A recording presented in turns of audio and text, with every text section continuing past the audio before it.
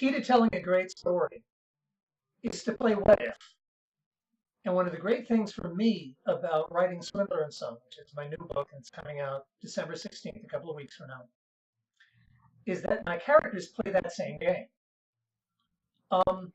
They find real life objects that might exist, and that if they did exist, and if they had one to sell, would be irresistible to the right wealthy person, if you could find the right wealthy person. So their job then is to find the right wealthy person and convince them that they have one of those incredibly irresistible objects and get their money.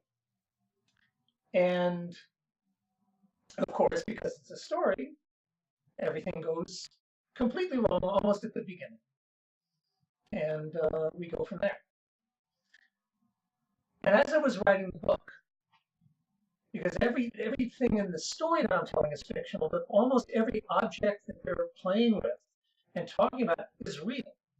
Did a lot of research.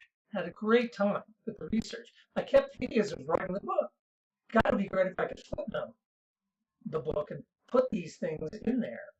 And it turns out that is what's going to happen now. I'm very excited about this.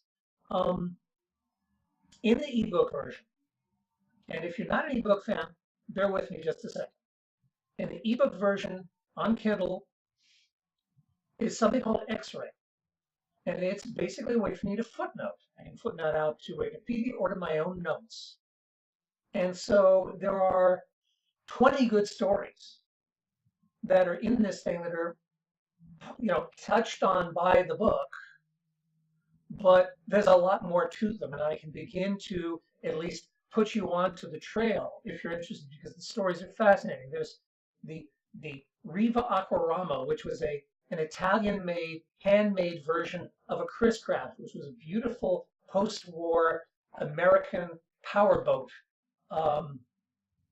Leather seats and mahogany trim and beautiful internals, and except the Italian handmade version, of course, was incredibly beautiful because it's Italian. The Birkin bag, which is a women's handbag that outperforms the stock market as an investment, is a lot more secure and appreciates fast. Elmir Dahori, who is the world's premier art forger, who just barely touched on my story, but he makes an appearance, and he's the main character pretty much in Orson Welles' F for Fake, which is, if you haven't seen it, I highly recommend go to Netflix tonight. It's a great film. And of course the Mona Lisa, with not the Mona Lisa in the Louvre, the real Mona Lisa that was stolen from the Louvre in 1911. So all these things are in the book now. And in the ebook, there'll be a link that will take you within the Kindle to either Wikipedia or my notes about that subject. And if you're, like me, someone who tends to read books, physical books instead of ebooks, if you buy the paperback version of the book, which will be actually a couple of days early, we'll get automatically an ebook copy, the Kindle copy of the book as well as part of the package.